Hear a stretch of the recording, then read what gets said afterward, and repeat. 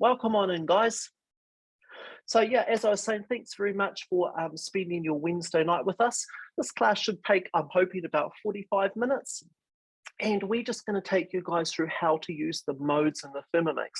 So hopefully you already know how to use guided cooking, and you've worked your way around how to cook a complete recipe using the next button. So now we're going to take you to the next step, which is when you're going to cook manually. So just before we get started, I'm just going to flick over to the lovely Anna, who is going to show us how we actually go and access into the modes. So here we go. Hey Anna, how are you? Hi guys, sorry, I'm not in my pinny. I do apologize. Okay, so what? Can you show us how to go into the mode screen, please? I can. So I'm just going to pop you down here. So you know your home page. All you have to do is swipe that way and you get your modes. And what I'm going to quickly do, I don't know if I'm in the right order, but I'm going to quickly show you now. You can actually change your settings on where to put your modes. So if you guys have already found some modes that you love to use, you can actually move them around if you haven't already discovered that. And the way to do that is you click on these three little dots in the corner and you edit the view. Okay, then what you do is you pick the one you want to move. So let's try the thickening, because I do use the thickening quite often. And then you literally click the little arrows down the bottom, and that will move the modes around to whichever order. I'm going to put the thickening up here, okay, to whatever order you want.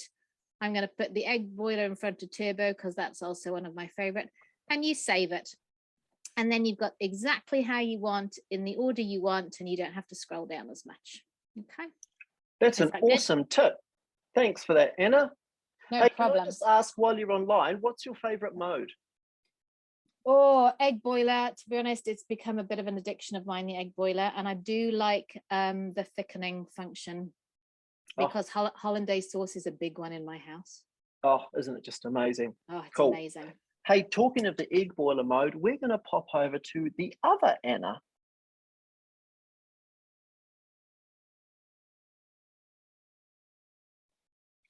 Hi, Anna. How are you? I'm good. Thank you. Hello, everyone. My name is Anna, and I'm based in Auckland on the North Shore in Long Bay.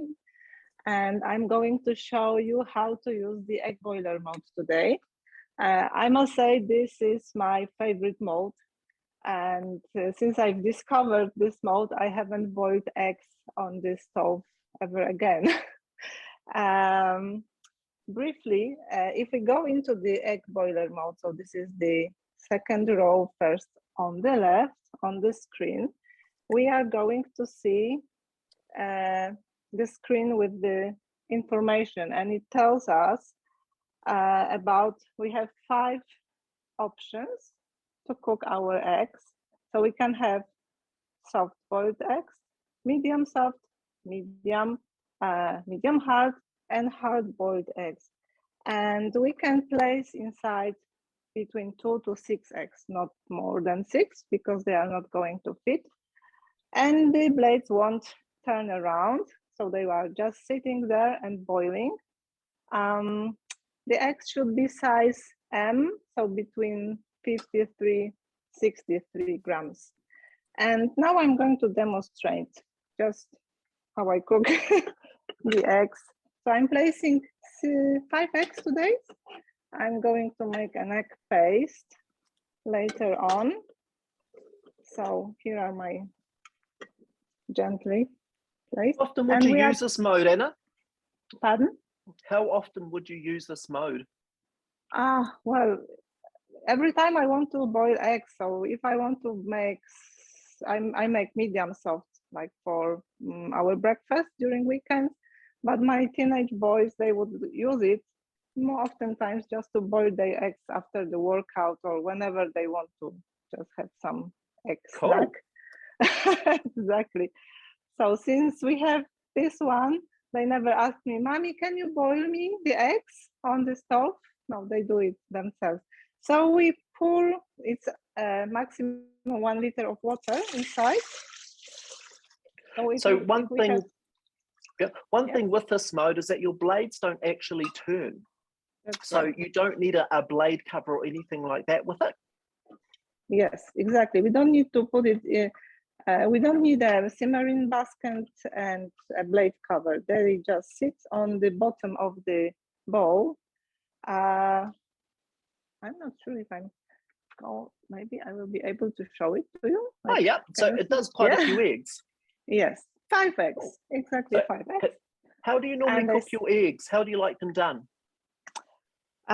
So for the egg paste, I make them medium hard or hard, but usually I make them medium soft.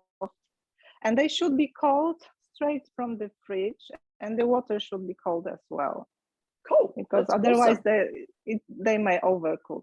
So depending on the size, this is my observation. If they are really like size 6, just take them away straight when the mold is finished. But if you have like size 8, like the larger ones, so I find them like when I want to do the medium soft, and they are really large, so I tend to sit them like 15 minutes, seconds, sorry, 15 seconds longer after the mold has finished, and then they are perfectly cooked to my liking.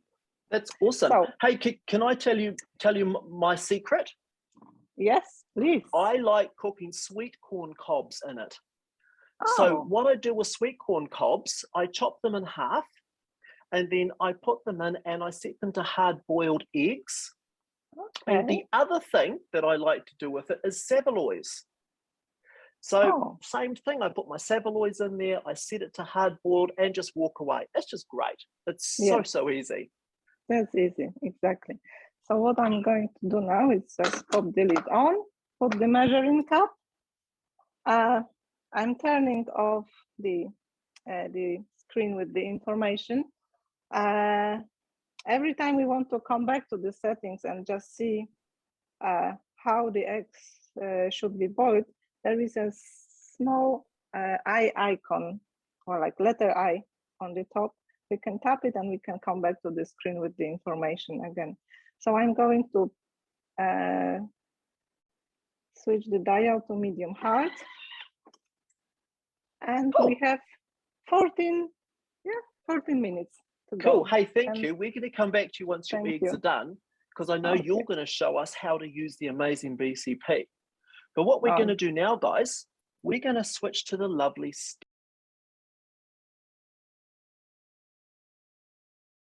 Steph. Hey, the lovely Steph, how are you? Very good, thanks. What mode are you showing us? I'm going to do the Thicken mode, and I've been getting into the Thicken mode. I think the last class I did a Sous-vide sauce, and I'm getting into the sauces because I've come to the realization a lot of them I can freeze in little pods, and then I've got them at the fridge ready to pull out for a really quick meal. Just needs, steam the vegetables and put some meat on the barbecue, and dinner's done pretty much. So easy way to cook. So tonight I'm going to do the bechamel sauce, and it's really quick and easy. Basically, you need 40 grams of unsalted butter.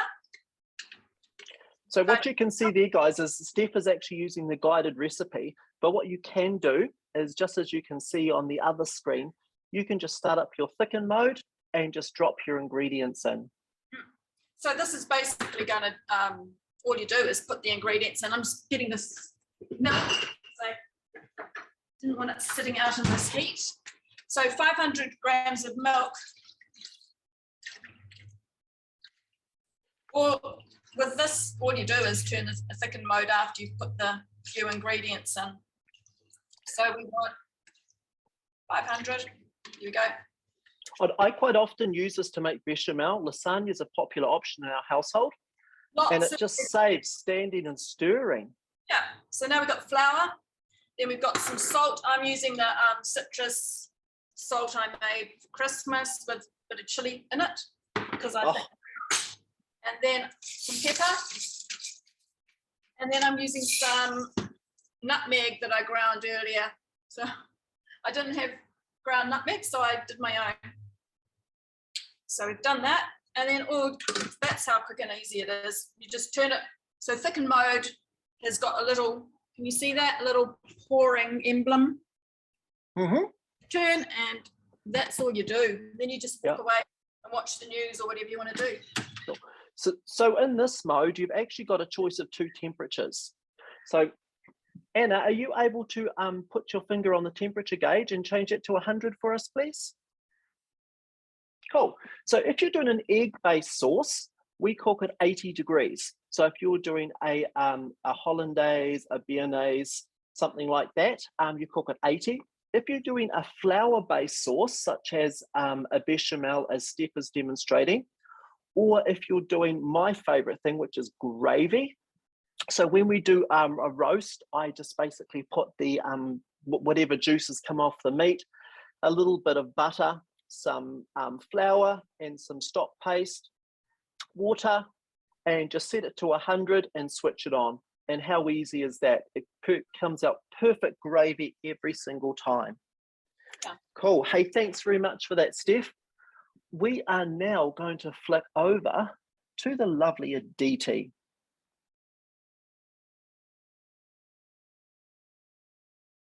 Hey, Aditi, how are you?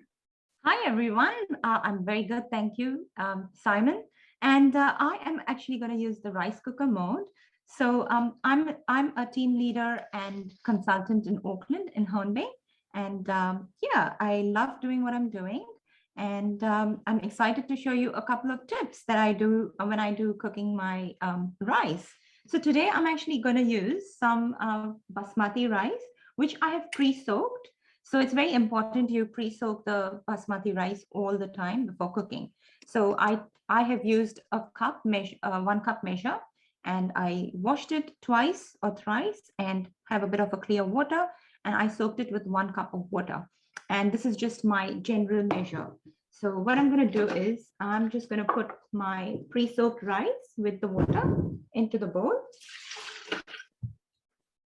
And this is the 2nd cup of water that I have here. I'm just going to clean that bowl with the remaining rice. So Aditi, Monica's just asking, how long do you soak the rice for? If I'm in a rush, I'll soak it for 15 minutes, but otherwise half an hour is really good. And I just got in touch with one of my customers, and she's a nutritionist, and she said that all grains should always be soaked, pre-soaked. Even things like couscous should be pre-soaked for longer. The time is better because all the nutrition comes out when you have pre-soaked it. So yeah, that was a very good tip she gave me. And then I just put a little bit of salt. Do you add any stock or anything when you cook your rice, Aditi? Not always, but what I have done is after I have cooked the rice, I actually put in a bit of butter and a teaspoon of stock paste, and I just mix it after I've cooked it. And wow, it really flavors the rice. It's very good for the kids as well. I've got 2 small kids, so yeah.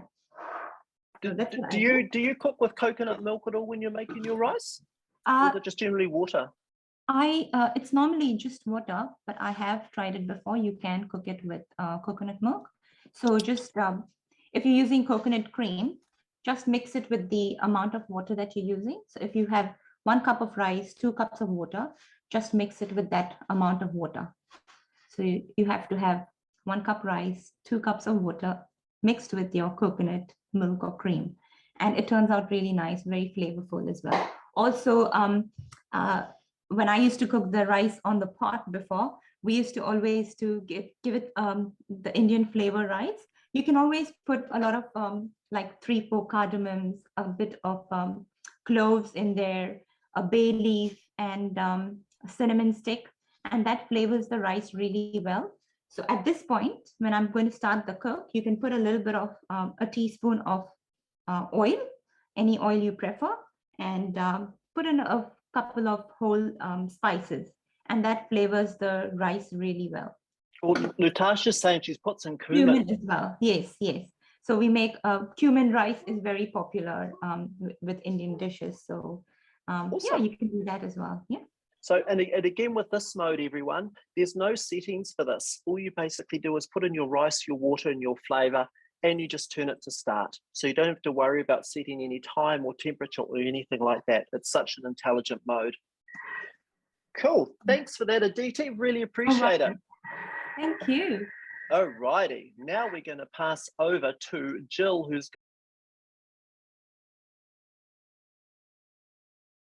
going to demonstrate one of the most amazing modes, in my humble opinion. What are you showing us, Jill? Hi, I'm Jill. I'm going to be making my sourdough. It's sourdough bread. Well, the sourdough bread, and it's going to be sitting. So I'll explain as I go through. But first of all, I'm going to use the scales and the dough mode.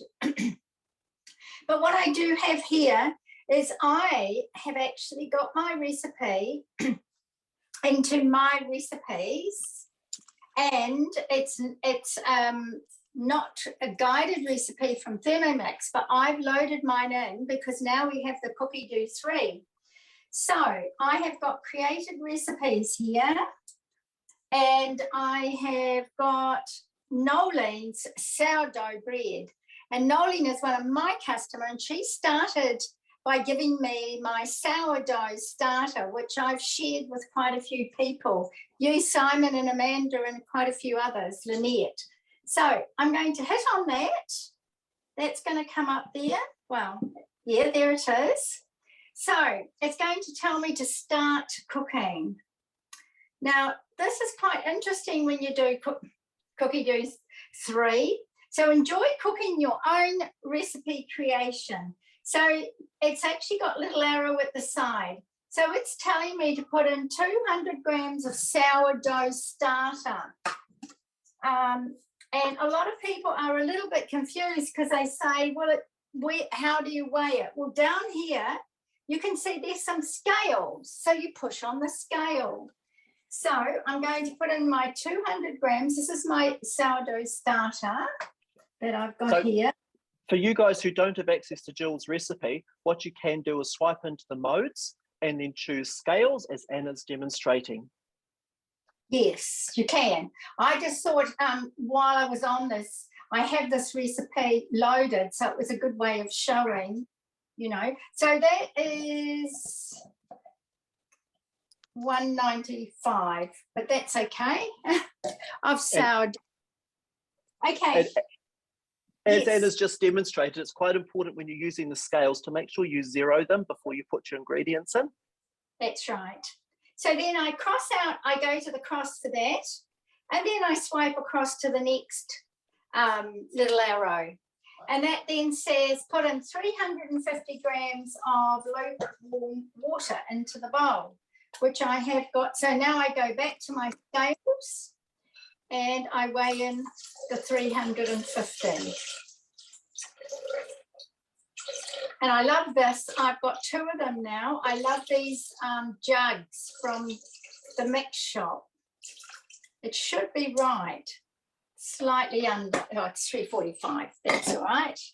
So then I come out of that again and I go to the next little arrow, and it's going to tell me to mix this for 3 seconds, speed 3. So now to get that on Cookie Do 3, I go down to the blade, and it's got the 3 seconds already come up. And then I just, oh, sorry, I go across there and I put it on speed 3. And all that's doing is mixing the water and the dough together. So then I cross that off, and then I go across to the arrow, and it's telling me to add 400 grams of high-grade flour and 100 grams of rye flour.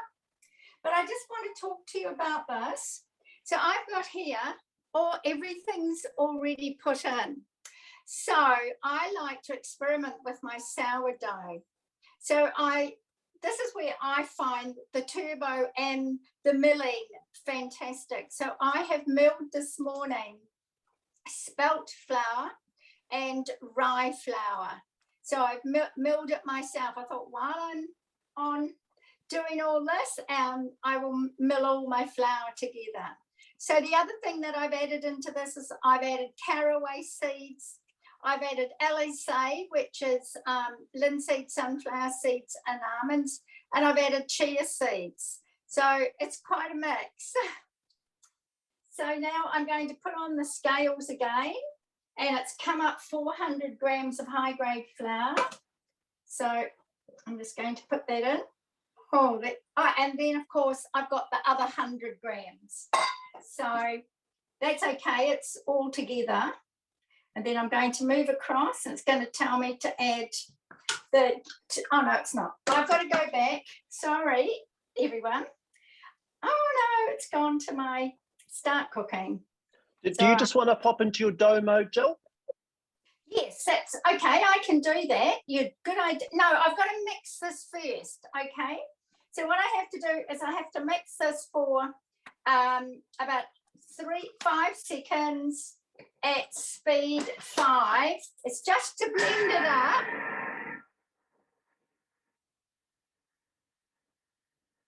So you may have noticed that Zoom actually will mute the presenter if there's any loud noise going on. I'll just show you what it's done. All it's basically done is sort of blended it up a bit. Now I'm going to add my 2 teaspoons of salt, and I'm using rosemary salt. Okay, so there we are. I'm going to put the lid on, and then I'm going to go into the mode over here. I'm going to go into the dough mode. I'm going to knead this for about 8 minutes. Now, the reason it's fantastic, this mode, and this is one of the modes that I use mainly all the time, because I haven't bought a loaf of bread for I don't even know when. And with the sourdough starter, I make things like bagels. I make all sorts of things. So all I do here is I set the time, and I just put, hang on, sorry. Set the 8 minutes, move across to the dough, and just switch it on, and it comes on. Oh, awesome. Cool. Thanks, Jill. And that kneading, 8 minutes, is about an hour of kneading by hand. That's cool. Hey, thank you so much, Jill. Hey, for those of you who haven't used the knead mode before, this is one mode where you really need to watch your Thermomix, because what actually happens is that it does a lot of start and stop. So that means that your Thermomix, if you're not watching it, can actually wander off your bench. So it's the only mode that I always keep my eye on when I'm using, because it will start, it will stop. And once the dough starts to come together, it can form quite a big ball. So it can cause your machine to wander a little bit, a bit like that old washing machine your mum used to have in the long time ago. So we're now going to pass over to the lovely Lynette. Now, Lynette is doing something that I would have never thought of in a million years.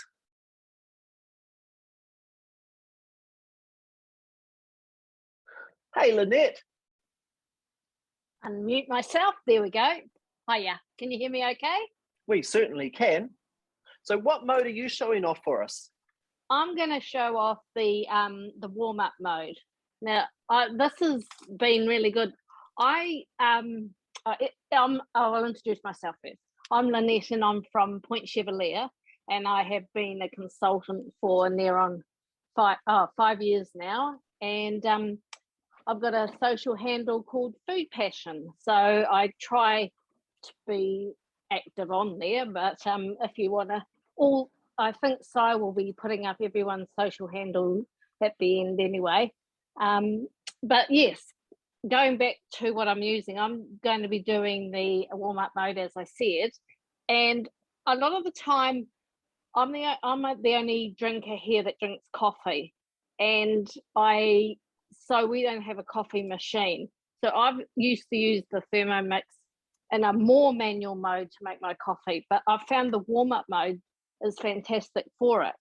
So I basically, as Anna said, you can just scroll down or scroll across to find that warm-up mode, and they're all labeled. So I just click on that, and it's preset at a temperature, and then the other dial is preset just to turn, and it will go on.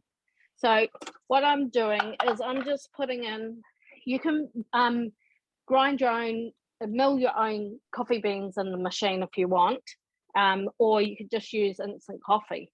So I've got about a tablespoon of coffee in here, and I'm just going to put it in. And this is so easy. It's just coffee and milk. So I'm just going to go into my scales. So you can just flick back, sorry, this way, and then just go down to your scales. And I'm going to put 250 grams of milk in. I'm using oat milk. That's what I'm enjoying with my coffees at the moment, is oat milk. So Lynette, I just have to ask, how on earth, what was the thought process to using warm-up mode to make coffee? Because I normally make it to warm up soups and stews and things. This is quite intriguing. Well, it's because I was using it manually, and I would switch over to how you do it manually. And I saw when the warm up, I thought, this is going to be quicker than that, because it's all set for you. So that was my thought. These are what the modes are for, just do different things. And you can do, for the kids or yourself, hot chocolates, or you can do fluffies for the kids with this warm-up mode. So, and it's just so easy to do that. So we're just going to... the milk won't boil over. No. Well, you'd be having a hell of a lot of milk if you get coffee. It was 10.2 litres. Here we go. So that's 250. So then I'll just put the lid on. So just go out of that again. So go, and then I've got the modes popped up again. So now I'm going back to my warm up. So I do my coffee at 75. So I'm just turning that dial to 75. So just turn it to there, and then you tap the other selector. You can use your selector by the dial or by tapping touch screen, and then you just turn it. And there it's going to go for 2 minutes. Now, this is where I've found it more effective. When I did it manually, I used to do it set at 75, and I used to warm it up for 4 minutes. And this is actually quicker. It gets the temperature quicker in the warm-up mode, and I don't know why that is, but this is another reason why I like the warm-up mode, because it's quicker. Oh, it's quicker than doing it manually. From 4 minutes, I've halved the time in 2 minutes. I'm having a coffee. So instead of paying $4.50 for your coffee, you can do it at home and have it in a takeout and have it on the go, and just doing it here. Hey, if anyone else has used the warm-up mode for something that's not traditional, would you mind just dropping into the chat box? We'd love to know what you guys are using it for. Sorry, Lynette, carry on. Yeah, no, it gives you suggestions if you go into the eye. So you can do this while it's actually warming up as well. It gives you all different suggestions of what you can use the warm-up for. So don't be afraid to have a look and get ideas from the tips they give you, and just going into that information on that screen. And it also will tell you that the ideal temperature to be warming it up at. So this is a good thing. This is the good thing about all the modes, is there's an information there. So just use that information just to have a look, and then just say, well, what works for me? What's going to fit in for me? And have a go. Try it. If it doesn't work, it doesn't work. Lynette, Julie's asking, is warm-up mode used to reheat food as well? Yes. Yeah, you can reheat. You got to get the right temperature. So excuse my back while I just read it here to you. And it says, like, different foods, you've got to ensure there's enough liquid for the food to move freely and can be heated thoroughly. And you set your target temperature between, it's saying 37 and 90 degrees. And then you use the measuring cup here to prevent the splattering. You can actually also use your butterfly whisk, which is efficient for the heating. You can heat baby food in here through this warm-up mode at 37 degrees. And the milk is which is what I'm doing now. You can heat foods. When you're going to heat up any food, you can do it it suggests at 90.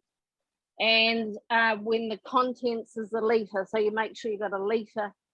Sorry, I'll try and not so you can see me. And then also for thickening sauces, when you've heating the sauces, and it's suggesting the bolognese as well, and thickening food or sauces, adding between 30 to 100 grams of water or broth. So, Okay. and also there is, if you go into your collections, there is a collection of warming up as well in there, and that's through not so much a guided cooking. I mean, it's more a guided cooking, and it's just showing you at the end how you use the warm up to have it later. Cool. So hey, that's, Lynette, yes, Els is asking, can you use any coffee or only instant? any coffee at all. So I just use instant because, as I said, we don't have a coffee machine. But if you use coffee beans, you would grind the beans and then be able to and then make it. Cool. But in this warming up mode, it's also, there are some suggestions for some other different coffees as well, which are really quite cool. Now, what I do here to end that, so that's cooked, that's heated, and I can feel that. So all I do is I flick back to, my main screen, where I go home. And now I just put it on 20 seconds and I go at speed 8. And what I'm doing now is I'm frothing my milk. So that's a great tip. So like for your children, for kids, for fluffies, it's really good for them, making hot chocolate. So it's only 20 seconds of doing that. Wow, that's awesome. I can't wait to see what this turns out like, Lynette. And when you your milk, if you're using, like, the best milk to get froth is trim. So this is with oat, as you saw. I'm using oat milk. So I'll just pour that in. Lift it up so you can see it. Actually, if you can Look see at that. That looks there. amazing. And then you should be able to see the froth happening here. Cool. Hey, and then wow. if you want to make it a little bit like a real cappuccino, you can sprinkle some chocolate on the top as well. I thought you were going to suggest Carlura and make it adult, my sweet. Oh, that might come later. Oh, fair enough. Hey, after the wine. So, Margie's just asking about heating a baby bottle. So to heat a baby bottle up, I would think that you're better off using a sous vide. So what we're actually going to do now is pass over to the lovely Selma, who is going to demonstrate how we use sous vide mode.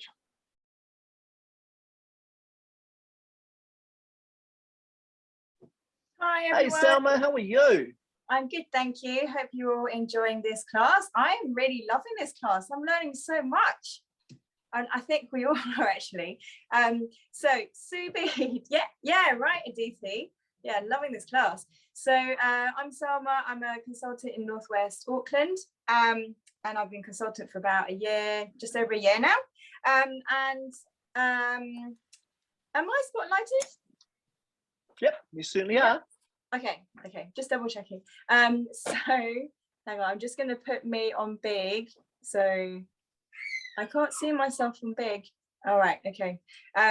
So what I've done, I've done a bit of here's one I've done earlier as well. So I'm hoping this is all going to pan out okay. So sous vide is there is a mode here. I am going to do a close up, but first of all, I am going to show you how to prep for the sous vide, okay? So what I have here is I've got one of these, what do we call these?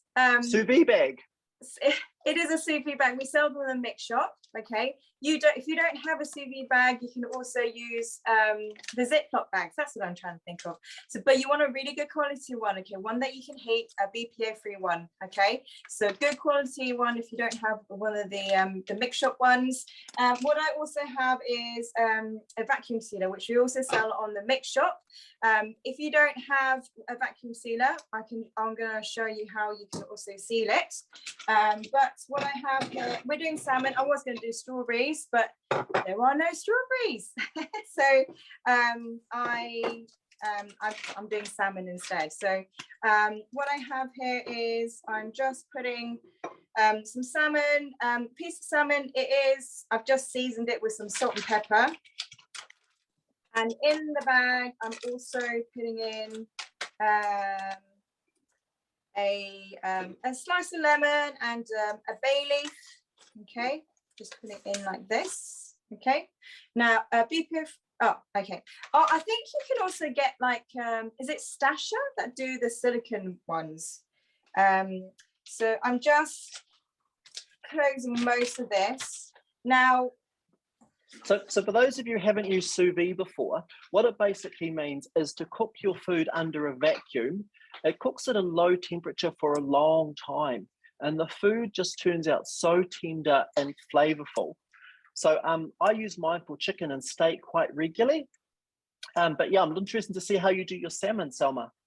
Yeah, so and also the reason why, do you know why you would do the sous vide? So it's like a real trick that the restaurants use. It's, you basically can't really overcook it because you're setting at a certain temperature. So if you really want to impress your guests, this is what you're going to do, okay? So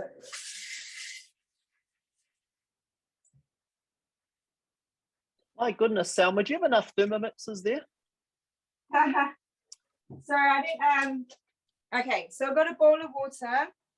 I haven't actually done this before, so I'm hoping it works, but Oh, it works all the time. I use this does method. it? Okay. So what I have here, I haven't sealed it, but you just submerge it and basically the water expels the air. Okay, and then you can shut it tight.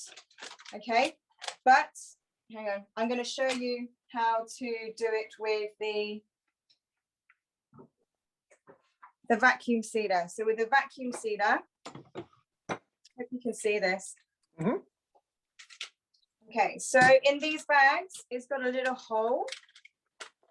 Okay, and that's where you put the vacuum sealer. So with this, before you do the vacuum seal, you actually want to seal it tight. Okay, and then you just put the sealer to the hole. So the reason we get rid of the air is because the air will act as an insulator. So it means that when we put it in the water bath to cook, the air will actually prevent the heat from the water coming through to the meat. So we want to make it as get as much air out as we can. So it's quite a tightly packed vacuum package. Yeah, because if there's any air in there, it's just going to float to the top as well, and it won't go under the water. Okay, so what you do is you put the vacuum, no, we want to put your blade cover. So we want to put the blade cover in. If you don't have a blade cover, you can use a simmering basket, okay, but you just got to make sure that you're able to fully submerge the what you're cooking under the water. So having a blade cover just means that you can cook more in this. Okay, so I'm putting the blade cover in, and I'm putting the water, putting the contents in here, and we just want to cover it. Okay. So you don't want to go over the 2 litre mark, but you just want to make sure that the food is covered. Okay, so food is covered like that. Okay, now I'm going to take it out. Okay, and then what you do is you heat. So what you would do is you would heat the water to whatever temperature you want to do it at. So for example, I would heat it to 55 degrees. Okay, so this salmon is going to cook at 55 degrees. It probably won't take that long. I would do it at 15, and then I would do 14, and then I would just set it like that. Okay, but just to make things a bit easier, I've already set this for you. Okay, so I have in here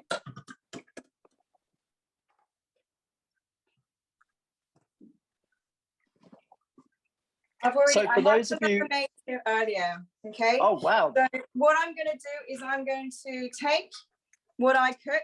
That's literally just cooked. So on here, and I'm just going to change it. I'm going to change it the view so that you can see this. Okay, guys. So I'm hoping this is going to work as well. All this technology. Okay.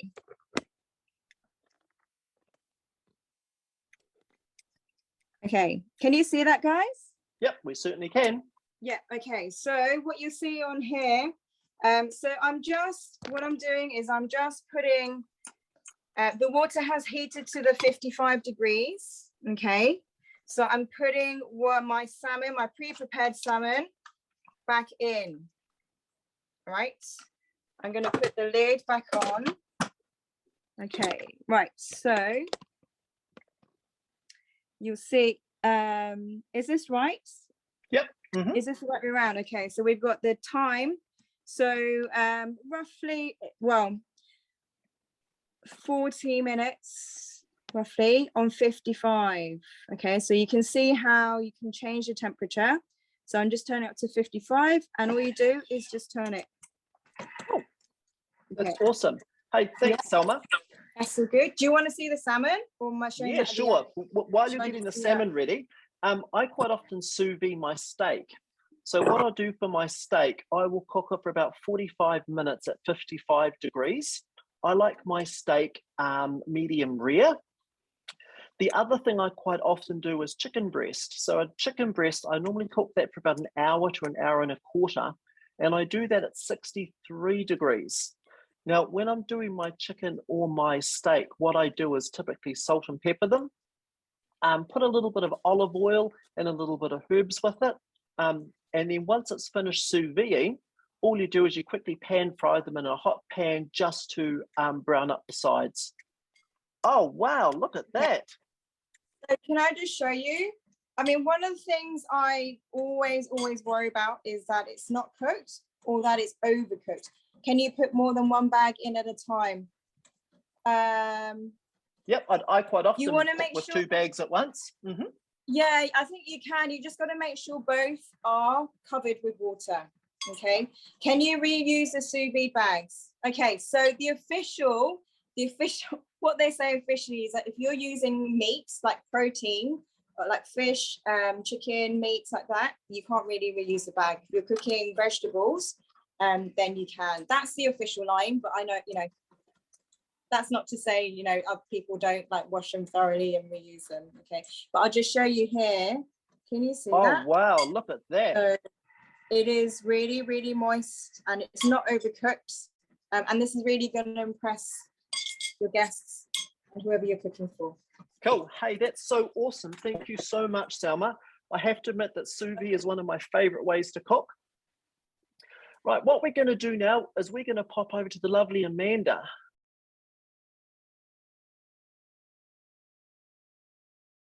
Hey, Amanda, how are you? Good, thank you, Simon. All righty, what are you showing off? So am I going to do the smoothie first, and then we're going to Let's do the smoothie. Great. Okay. So hi everybody. I am Amanda Oliver. I am a consultant in West Auckland, on socials as Ms. Fermogenie. So I'm going to show you tonight how to use the blend function. So this is great for everybody that loves smoothies. And has their own recipe, or they just like to use what's in the cupboard, which is basically how I do it, which is what I'm doing tonight.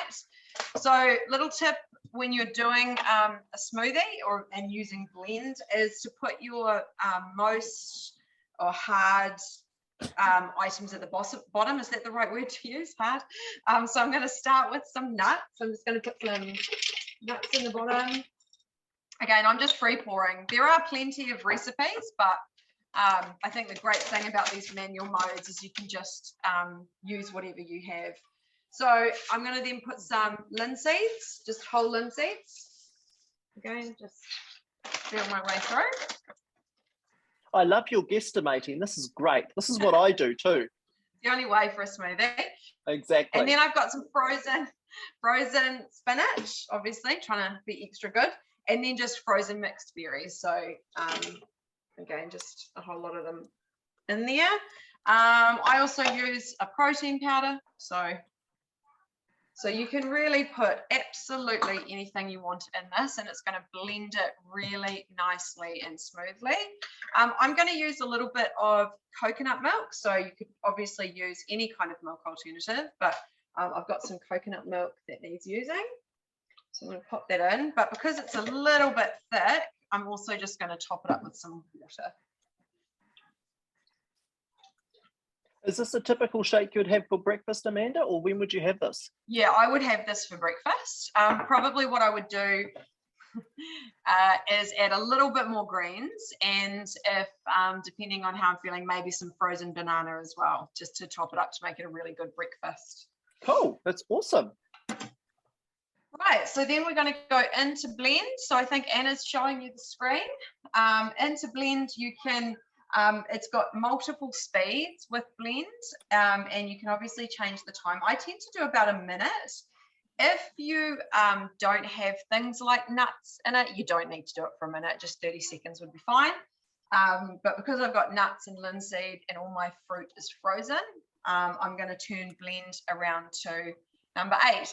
And it's probably going to be quite noisy, Simon, so I'll probably get muted. That is all good. So when you're blending, you've actually got a choice of blade speeds. So when I'm doing my shake in the morning, I would typically use speed 8 because I've got frozen fruit in mine. But if I don't have frozen fruit, or I don't have any hard items, as Amanda would say, it would I would turn the speed down a bit. For my one, I typically do a 50-50 mix. So I would do yogurt, frozen fruit, fresh fruit. So it's nice and easy in the morning, and it's so quick. I'm just going to mute you for a minute, Amanda. So do you guys use the blend mode? If so, what's your favorite thing to use in it? I regularly use mine when I'm making my shakes, as I said. Let's have a look and see what Amanda's has turned out like. So a blender obviously is just one of the many appliances that your Thermomix replaces.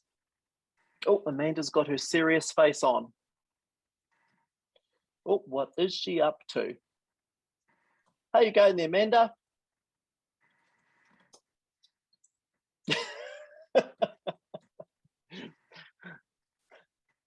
Oh, green smoothie. Steph, I love a good green smoothie. That is amazing. Except when it comes to kale. Kale is definitely not my friend. Smoothies, frozen, oh, cocktails. Yes, Lutasha has to be cocktails. How you going, Amanda? What you got? Yeah, good. I probably could have done with putting a little bit more water in, but that's okay. It's really just about how good it is at blending. So you can see there, I don't know if you can see, really smooth, quite thick. Awesome. Yeah, and a pretty color because I didn't put too much greens in it. I don't know if you can see that, but it's Awesome. pretty purple. Cool. Hey, thanks for that. All righty. So what I am just going to do is I am going to flick over to me.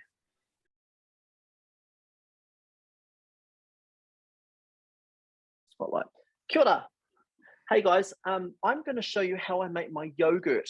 So I don't know if you've watched any of my videos I do, but one of the things we really go through a lot through in this household is we go through a lot of yogurt. We have yogurt shakes most morning, and it used to cost me a fortune. So I've kind of come up with my own recipe. So this is not one that you'll find on Cookadoo. It's basically from me just doing trial and error of what I do. So what I thought I'd do is show you guys how I make my yogurt in the morning, and I use the fermentation mode. So what I'm going to do, first of all, is in my bowl, I'm going to put in about 2 litres of water. It's water, about 2 litres of milk. So the key thing with the Thermomix, as you know, is that you never go over the max mark. So in goes my milk. It's about 2 litres in there. Then it goes.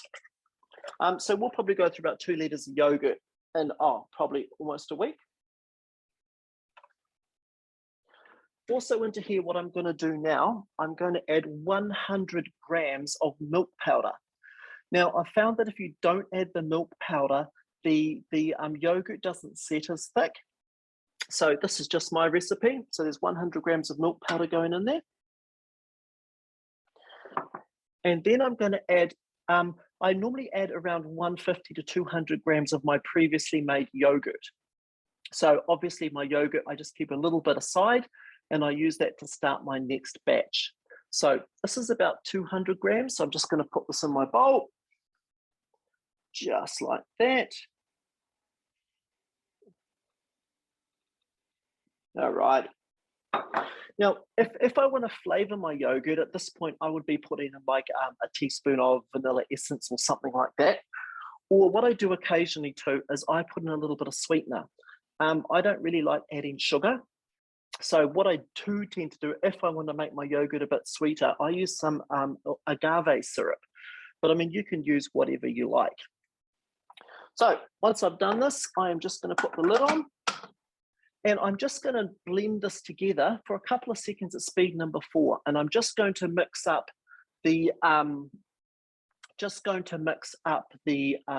milk powder and the yogurt through the actual milk. So I'm not going to set a time. I'm just going to flick it on to speed number 4. I'm going to let it sit for a couple of seconds. And then I'm going to turn it off. That's just enough to get everything mixed up. So, I don't know if I should risk showing you guys this, but it's just basically a milky mixture. And then what I would do, I'm going to flick over to the mode screen and I'm going to go into fermentation. So with my fermentation, what I would normally do is before I go to bed at night, I would load this up, switch it on, and then when I get up the following morning, my yogurt is ready. So I would normally run this for about 9 hours. So I'm just going to touch my time and go to 9 hours. You can do 8 hours, but I find with 9 hours, I get a much better result. As far as the temperature goes, I run that at 45. So most yogurt recipes tell me about 40, but I found at 45, I get a much better result. And then all I have to do is once I've set for 9 hours, 45 degrees, I click on the end and do start. And that's my yogurt ready to go. How easy was that? All righty. Hey, do you guys make yogurt? I'd love to hear what your secret recipes are if you have them. So right now, we're going to flick back to the lovely Amanda.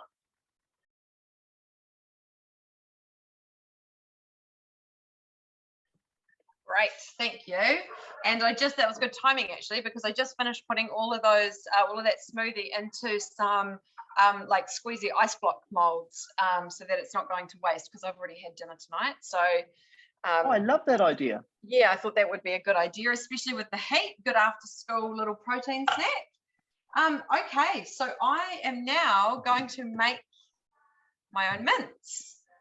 So I am going into the turbo. I actually could use I'm going to use the scales first and just put in about 250 grams of partially frozen, although it's pretty frozen because I put it back into the freezer while we were waiting for the class to start.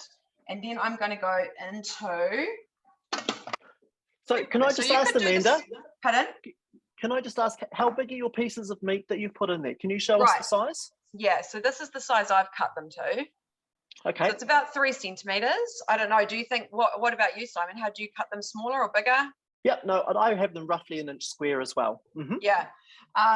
So, yeah, and I'm doing chicken pie. So I'm making chicken mince, but obviously you could do this with any meats. I love doing combination minces. Like I would typically do like a beef and pork mixture, especially for lasagnas and things like that. That's amazing. Yeah, lamb is good as well, things like cottage pie. Right, so I'm going to do 2 seconds on turbo. So I'm thinking this is going to be quite loud again, so it might mute me. So just turn the dial with turbo. Right, let's have a look at it. It's so quick how it is to make mince. It just blows me away every single time. I'm going to go again just because it is quite frozen, but it's pretty good. Okay, here we go again. Wow. Yeah, so good, eh? And as far as savings go, Amanda, how much do you reckon it's saving you by making your own mints? Oh, it was funny actually when you were saying that about cost savings. I honestly don't know, because it really depends on the kind of mints that you buy. For me, it's more about the fact that I know exactly what's in it, and you know, I'm using chicken thigh, and I know exactly what's in my mints. But it is, I do know that there is cost savings associated. Do you find you save a lot of money, Simon? Absolutely. Well, what I tend to do, I'll buy meat when it's on special, Yeah. and I'll pre-cut it into inch big slices. Then I'll freeze it, and then Yeah. whenever I need mince, I'll just pull it out about 20 minutes before I put it through turbo. Yeah. And when you buy meat on special, it's so much cheap. Oh, look at that! Yeah. How quick was that? So that's all done, and so I would now do the rest of it. I could just add it in here, to be honest, and just top it up. So it's about, I'll have about 500 grams of chicken mince when I'm done. Look at that, in 4 seconds. Wow, that is so cool.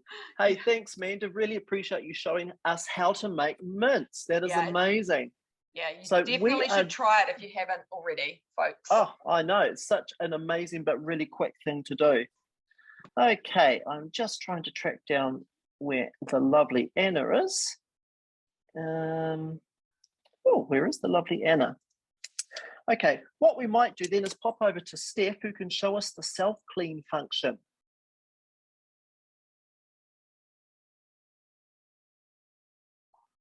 Hey, Steph, how you going? I'm good. How did your bechamel turn out? Can we have a look? Oh, yep, I've already actually put it into my containers.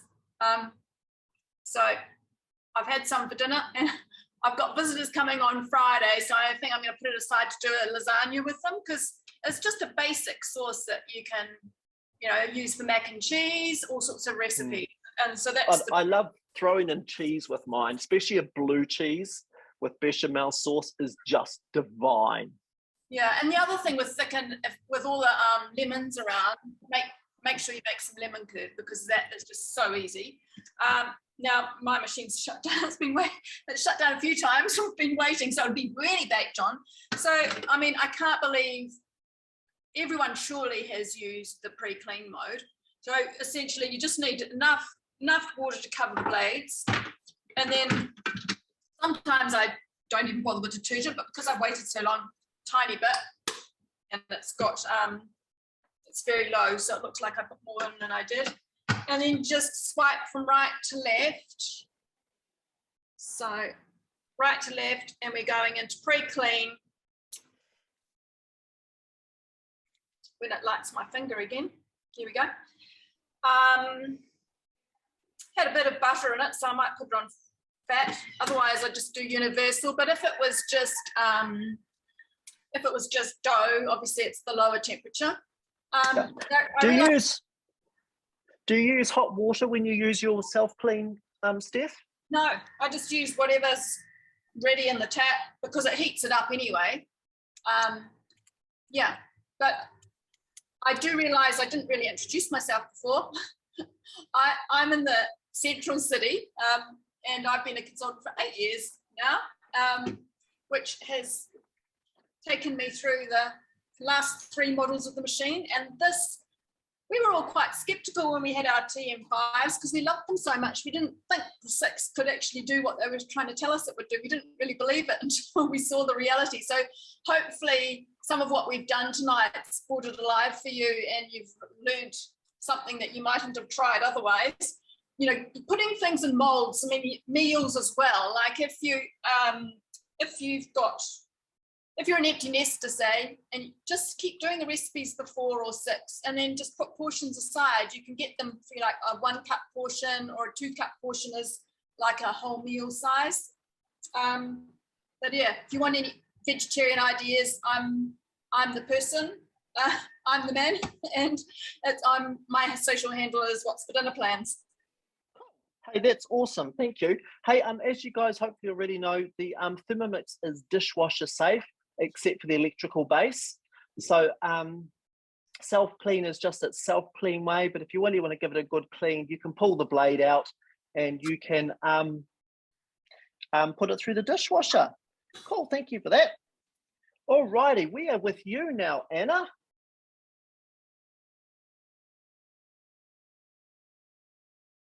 I, like Steph, also forgot to introduce myself. So my name is Anna. I am a consultant and a team leader based up in Mangawhai. So I am thermomixing Mangawhai. Yeah, love my Thermomix. Use it all the time, as you can imagine.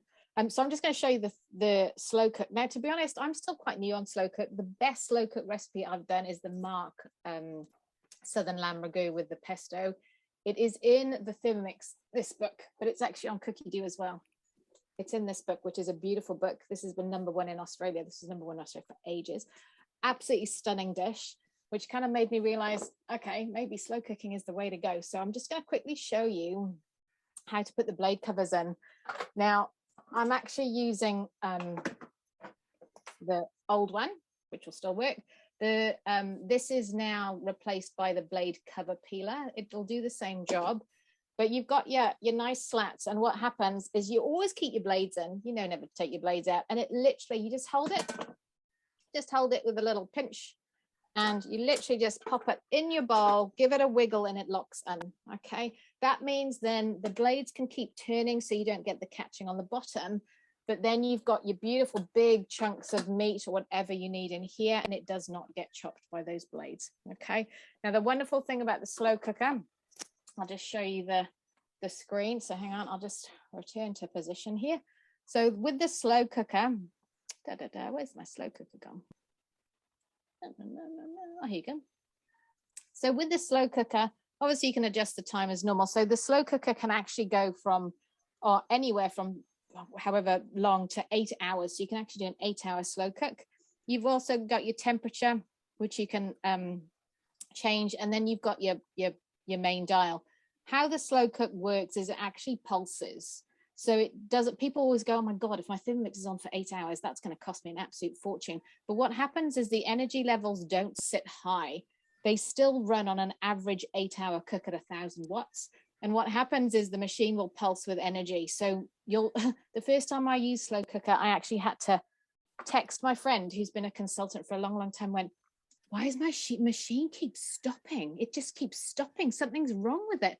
And what I was told, I had to chuckle afterwards. I was like, Anna, that's what the slow cook does. I kept turning it off and restarting it. I had to chuckle over that one. So when you first use the slow cook, please don't panic when it stops, okay? It will restart unless you've had a power cut, which lots of us have experienced this weekend. So that's your slow cook. So please, if you guys have used your slow cooks, pop in your chat box. What have you done? What's your favorite slow cook? I know there's a really good meatball recipe, which some people have accidentally started instead of the Varoma one. But yeah, pop in the chat box. What slow cook recipes would you recommend? Yeah, the lamb ragu. I agree, Amanda. It's my favorite. It's amazing. That's awesome. Hey, thank you so much, Anna. We're No just going to worries. quickly flick back for our last mode. We're going to pass back to Anna, who we saw previously.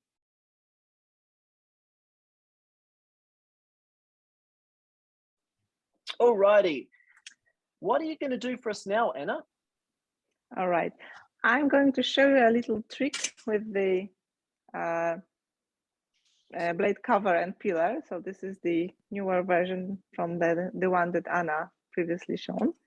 So this is, we are going to put this inside the bowl. It just pops inside. You don't have to do anything special. And this is a trick I've seen on the social media of some other consultant. And I just got my blade cover and peeler from the mix shop, and I had my eggs boiled, and I thought, okay, I just give it a go and I will try if it really works and peels the hard-boiled eggs. Peeling And eggs are the worst thing, I think. It's a bit like yes, up there with I garlic. hate peeling eggs, especially the ones that are really fresh. To be honest, I'm not sure how it works here, because the eggs are, yeah, I can see that they are not like really, really fresh, but yeah, let's try. I'm placing 3 eggs inside and water around 500 grams to 600 grams. So the blade cover should be. Is Yeah, there any reason you're only putting 3 eggs in, Anna? Yeah, let's put all. Yeah. Oh, I was just asking. Actually, yeah, you were asking. Well, it's going to be a little experiment because I saw 2 eggs peeling and it was 8 seconds and speed 3.5. I'm Just 8 going to seconds check for if 2 5 eggs.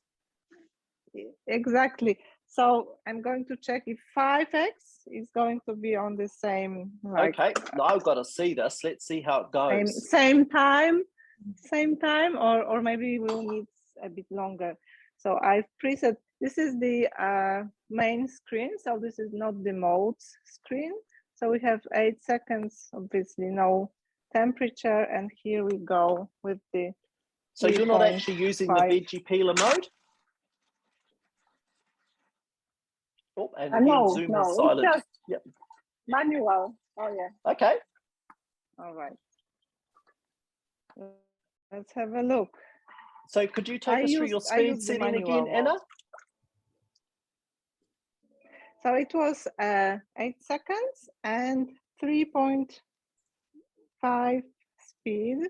But as you can see, one of the eggs is, oh, they are quite fresh. So they need more time. Oh, okay. One is not completely peeled. Yes, I think. But you got the bulk of the shell off. It will be quite easy just to finish it off now. Exactly. So I'm going to make it, I think let's go with the 3 seconds, not more. What happens? So obviously, normally, guys, what we do with the BCP or blade cover peel is that we'd use it to peel vegetables. And to do that, you go into the veggie peeler mode that you can see on the on Anna's screen. And you can also do lots of other things. So Steph's is saying she's used it to peel turmeric. You can use it for garlic, for ginger. Garlic. Yeah. Look at these eggs, Anna. Here are the eggs. Yes. Yeah. Wow, that was so quick. One is, yeah, I would advise going with 2 or maybe 3, not more, because this one is still not, can you see? Yep. So this is something I need to test. I still need to test but 2 of them are really good to go. All good. Cool. Hey, thanks so much, Anna. Thank you so much. What I'm going to do is just add in the rest of the presenters. Hey, that's our class for tonight, guys. Thank you so much for joining us. Really appreciate your time. I really hope that we've given you some insight as to how to use the modes. They are an amazing part of the Thermomix, and there's something that many people don't go into. But by all means, if you have any questions about your modes, please have a talk to your consultant. Your consultant is there to help you out.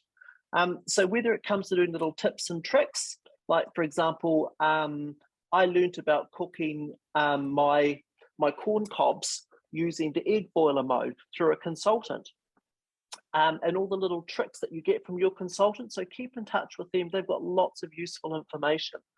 So thank you very much for coming along. I will be sending out an email to everyone with all our social links. So as Jill was talking about, don't forget too that with Cookie Do 3, you can actually add your own recipes in there. So again, if you want to know how to do that, reach out to your consultant. They will be there to help you. But thanks very much, guys. Really appreciate your time. And I hope this class was of service to you. And we can't wait to see you for our next one. We'll see you later. Bye, everybody. Thanks, guys. Bye.